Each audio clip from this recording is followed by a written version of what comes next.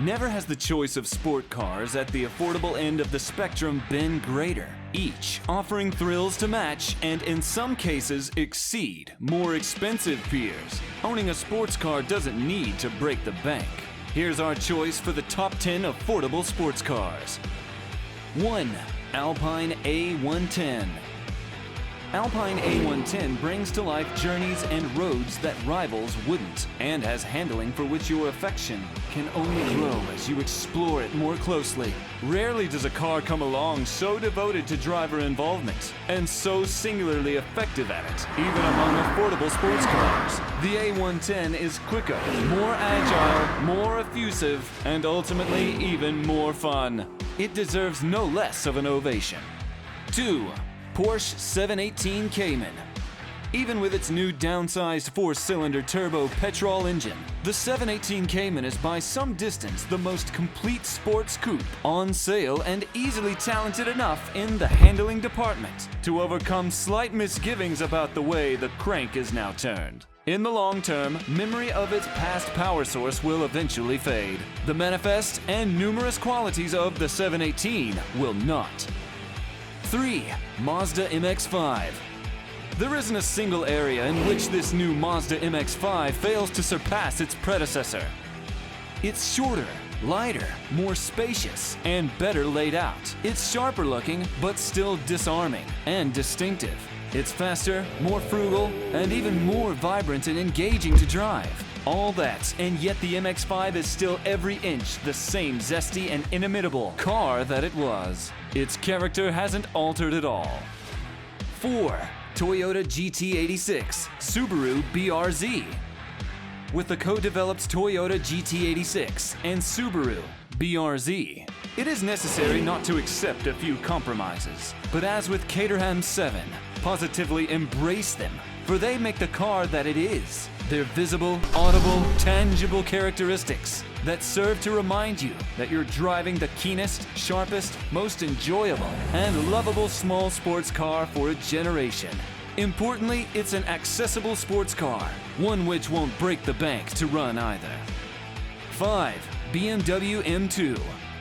The BMW M2's passively sprung, but provocatively capable chassis is the antidote to that of its M3, M4 bigger brother's preoccupation, with adaptive modes that make them less engaging. The M2 downscales M's ambitions, and it comes to creating a drive mode for every circumstance, but upscales its repressed talent for tuning a steel and aluminum suspension system to do it all unaided, fused with a turbocharged engine that feels shoehorned in rather than filling the void left by a V8. The car feels like the most satisfying option in the M-badged range. 6. Lotus Elise Sport. The Lotus Elise is utterly brilliant to drive if you're in the mood. It has one of the world's best handling chassis and exquisite steering. But this Lotus is old and could be seen as expensive if you like to judge your cars objectively. Yet, many of the Elise's drawbacks can be overlooked when you're in the middle of a red mist moment. At its core, the Elise is still magnificent, and it gets better the sportier the Elise is. 7. Audi TT RS. This second-generation TT RS feels like the response of a company that's defended a popular car for decades against claims that the TT has all the style and none of the substance to be taken seriously by really keen drivers. It feels that way because you simply have to take any sports car with an engine this strong, capable of genuine supercar baiting pace, very seriously indeed. Ultimately, the TT RS doesn't set the vivid excitement of its powertrain off against enough handling balance or driver involvement to make it feel fully formed as a sports car, which is why it lags behind rivals. 8. Ford Mustang.